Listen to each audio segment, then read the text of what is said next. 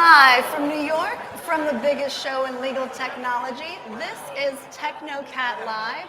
I'm your friendly neighborhood TECHNOCAT, and this is Rich Robinson from Toyota, and we are psyched to be here talking. Very psyched to be here. So how are you doing? I mean, the elephant in the room is we're in the room together, Yes. And it's not quite as weird as last year. Exactly. Yeah. I mean, I was here last year, and it was a great show, but it was a lot smaller, right? It was maybe 4,500, I think, and Yeah. I heard 7,000. I heard 7,000, so that's fantastic. It's almost like we're back to pre-pandemic levels, and it's just a wonderful thing to see. It had actually been going down for a couple of years. This is probably more like 2014. That doesn't surprise me because, I mean, honestly, back to like 2018, 2017, the floor was a lot smaller too, right? The booths were like packed, all three floors. I was just up in the DeLorean. It was nice to see that. I haven't been to the DeLorean yet. I need to make it there. It's a photo op. Of course I was there. Yes, right. Yeah, that's on my list. I have to get there. So what's your take on the show? I mean, obviously there's the energy, there's a lot of people. What's been the most interesting thing for you though? You know, I've been coming to the show for about 20 years now, which is, yes, sad. I'm dating myself, but it has it's an amazing show. I come here every year. In fact, I'm self-funding myself this year because it's just worth it for me to be here. So, I mean, it's not cool, but it's so cool. Yeah, I mean, it's a great opportunity to get together with all of these people that we know. But I think the thing that's blown me away is, aside from the fact that we're back to like not above pre-pandemic levels, is that I'm seeing people here that I've never seen before.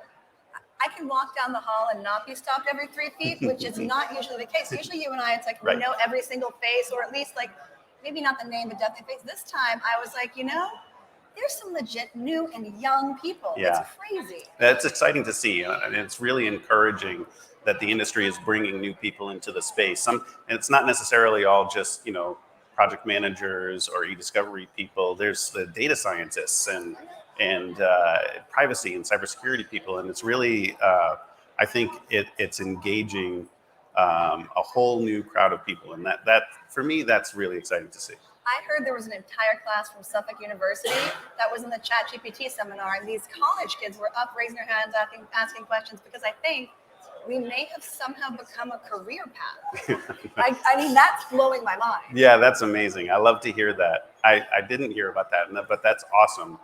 So, I mean, what's your advice maybe for those of us who have 17 years of coming here, for, I don't know, ways that we can help these newbies? Like, what's your thought? Because I know you're very passionate about mentorship. Yeah, absolutely. I think that, it really is one of the most important things to me is to be able to give back. I've been doing this, again, for about 20 years now, and it's so important for me to reach out to people and let them know that I'm here and available for mentorship.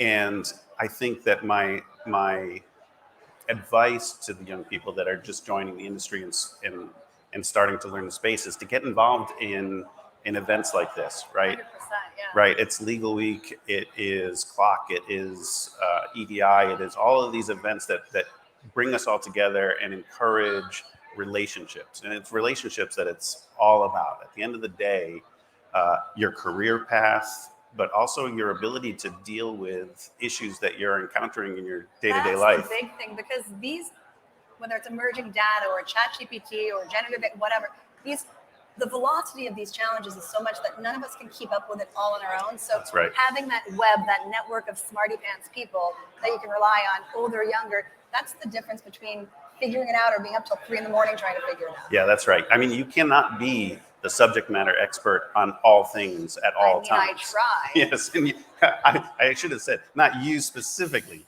I cannot be the subject matter expert on all things at all times. So it really is, in order to be able to deal with all of these emerging issues, there is somebody out there, whether they're a vendor or they're a peer, who is doing this, who has done this for some time. And this is where we build the relationships, and we're able to go out there and ask those questions, benchmark, or solve the issues.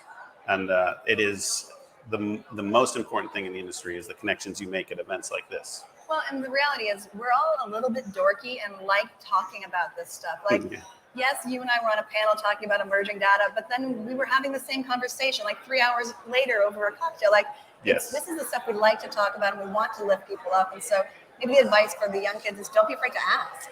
Oh, absolutely. Yeah, I think that this is it's a very warm community. I mean, since the day I joined, it always has been. There are so many people in this industry that I consider close personal friends, and I'm sure that anybody who's joining this community starting now is learning that right now, right? Oh, They're 100%.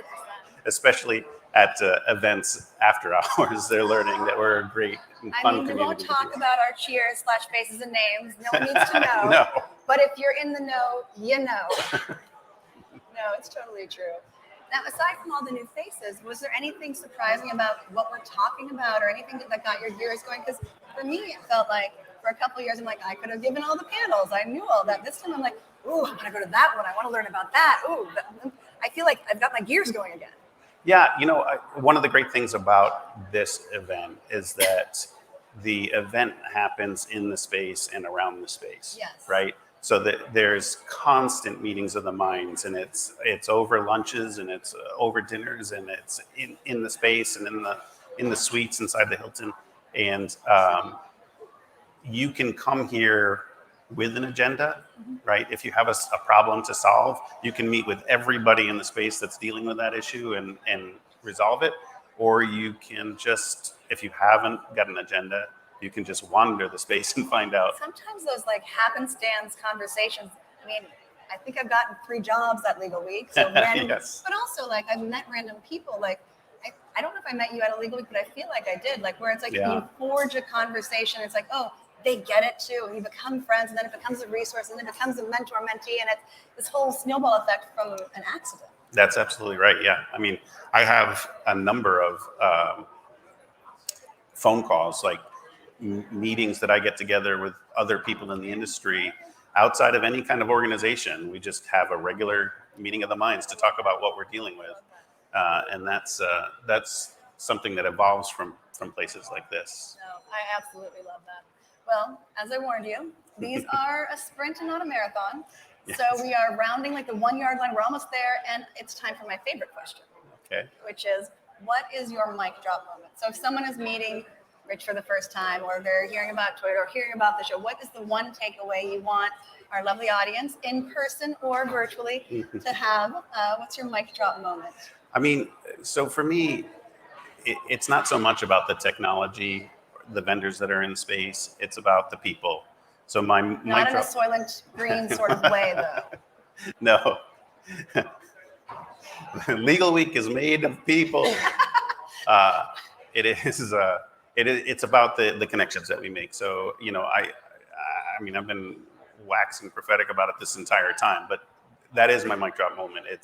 It's make the connections, get that LinkedIn connection, go out and reach out. And don't be afraid to ask the question. Don't be afraid to ask, even if it's related to a career move, or you're doing exactly what I want to do in my career. How do I get there? What's advice? That's the mic drop moment. That's how you gain, whether it's solving an issue in your organization, or it's solving an issue in your personal Or just career. a sounding board, like, hey, have you run into this? Or hey, what do you think about this? I completely agree. It's all about the connections. Speaking of connections, if you are on the live stream, his name is in blue. Click on it and press the follow button, because you have great stuff on social media. Thank you. And connect. Like, don't be afraid. I think Yeah. either one of us are happy to. So. Absolutely. I mean, I love when people reach out to me on LinkedIn and just ask questions. So please feel free. I'm happy to do it. All right, well, I love that. So this has been live from New York, TECHNOCAT with Rich Robertson. And you know what? The mic is dropped. I will see you on the next one. Thank you so much.